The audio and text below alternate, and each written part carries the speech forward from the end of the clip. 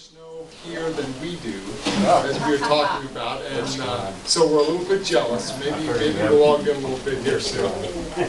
So if everybody has one of these, I'm going to walk through what we're talking about as it relates to the safety net. I have a website that's called the Federal Safety Net, and what does that mean? It means anti-poverty programs or welfare programs. So I'll talk about them in any way. Those are kind of interchangeable words, but let's walk through exactly what it is that we're talking about. That's on the inside cover, the first little table right there. The largest welfare program in the federal government is run by the IRS. Go figure. I've called it negative income tax. What that means is on earned income tax credits or child tax credits, you can actually get money back from the federal government even though you paid no taxes at all. It's odd, and it's just a mathematical way that they're supporting families with children. But it's absolutely the largest welfare program in the U.S., and it's spent about $77 billion last year. The second largest program in the federal government for welfare is Supplemental Nutritional Assistance Program, formerly known as food stamps. That used to be the food stamp program. They changed the name to SNAP. Sounds better. That's debit cards given to the poor to buy food. Used to be food stamps. You actually got a food stamp. Now you get a little debit card, and that debit card goes right to the grocery store. You've probably seen people use them, and they just swipe them right there at the grocery store. They're good for food. They're not good for alcohol or cigarettes, and they're not good for personal hygiene items, but they're good for almost any kind of food. And that's if you make a low enough income, the federal government issues you the cards. What's the threshold for that? It's 130% poverty.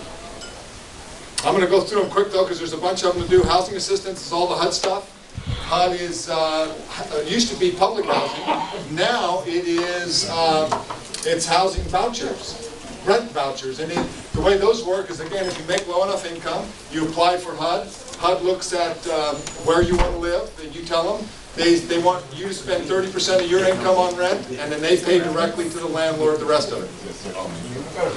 There's Section 8, there's all kinds of... I'll tell you... Yes, sir. Buy the whole store, tell them the money's gone. Tell the debit, just as good as the debit card is. So you get dollars. Yeah, all of these give you a certain amount of dollars, and you can spend it. In food stamps, you get to spend whatever they give you. Same with housing assistance. You get, they'll tell you, here's your voucher, and then you can spend your voucher with the landlord. SSI is supplemental security income. That's cash. I'm sorry? What's the average time to spend? What's their limit? I'll go through them all in just a minute. So I'm going to kind of run through them, and then we'll come back and we can kind of get all those. SSI is cash paid to disabled, blind, or senior citizens. Again, you have to have low income. Pell grants or college grants, college tuition. Again, if the family makes low enough income, you can apply for tuition aid. TANF is temporary assistance to needy families.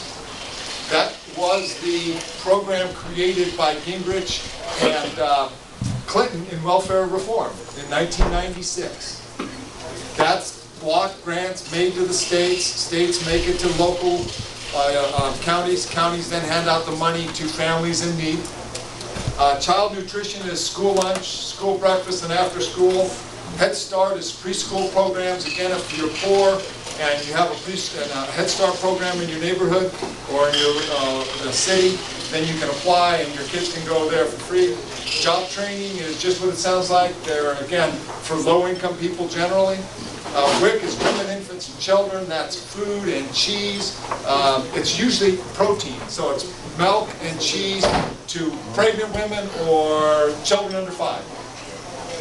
Child care is just what it sounds like, and LIHEAP is Low Income Housing Energy Assistance Program. Okay, there. How's that for brushing the top of them? All of these are means tested, meaning that you have to be a low-income person to qualify. And we're going to talk about how those are qualified in a minute. But I needed to just put them out there real quick. You could spend hours on any one of these, and we have PhDs studying all kinds of things about them. But our welfare system today at the federal government is made up of 12 programs, all independent, all that use different forms, all that don't really talk to one another. And That's what I wanted to do today. The first thing to do is to bring two numbers to you. That's number one. We spent $358 billion on 12 programs. Okay?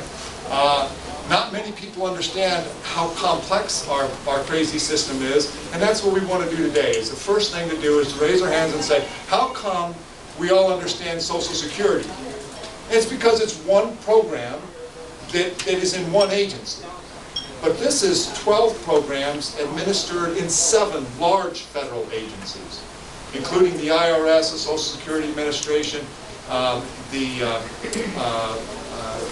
Housing and Urban Development, Food and Drug. So, and they don't really talk to one another, and that's really a shame because most Americans don't have any idea the vastness of what we're trying to do here. You'll also notice that there is no farm aid in here, there's no agricultural inspections, no Commerce Department, no Department of Education, or any of those kinds of things. These are direct programs for poor people.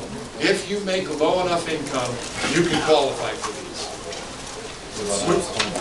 When you add the 358 up, it's not quite as much money as Social Security or Medicare, but it's larger than Medicaid and larger than unemployment. So to me, it's the 3rd largest entitlement program. And that's if you count Social Security as an entitlement program, but in Social Security and Medicare, you have to pay in before you get money out. Here, if you're an American, and sometimes not even that, you qualify and you're entitled to this, and you don't have to pay anything to get the benefits. All right, so there you go. Lock in your heads. $358 billion, 12 programs that don't really talk to one another very well. Who uses it? Where does the money go? And we'll answer that by starting with poverty. And we'll talk about the federal government's definition of poverty. That's in the little red corner there. The Census Bureau defines a poverty level by how much money you make and how big your household is. And they've been doing this for like 50 years. And they say that you're in poverty if you're a single individual living on $11,139 a year. If you make $11,138, you're in poverty. $140, you're not in poverty. They just need a cutoff. That's what they've defined it as. Remember that it does not include health care. So can you live on $11,139 if someone's paying your health care? I don't know, it'd be tough. A family of 4 would be $22,314. Can you raise a family, 2 kids on that? Pretty tough. But it's not a measure of that, is it? It's a measure of poverty. Can you put a roof over your head? Can you clothe your children? Can you feed them? Maybe, I don't know. But that's what they've tried to define. They've actually tried to say, these are the numbers that at least if you have this much money, you can get by in life. It may not be comfortable, but you can get by in life. All right, so when I say people in poverty, that's what I mean. The families or the individuals make less than those amounts of money. It may or may not be what you would define as poverty or what I might, but the Census Bureau does it and they count up everybody. So let's use their numbers for now. Go with me on that. So when we say someone's in poverty, that's what we mean. They are in a household that is less, they make outside income less than this. That means wages, salaries, investment income, that kind of thing. It's not any kind of government aid. It's outside income, real income, wages or salaries. All these programs use that same level. No, but you're killing Hamlet in the second act.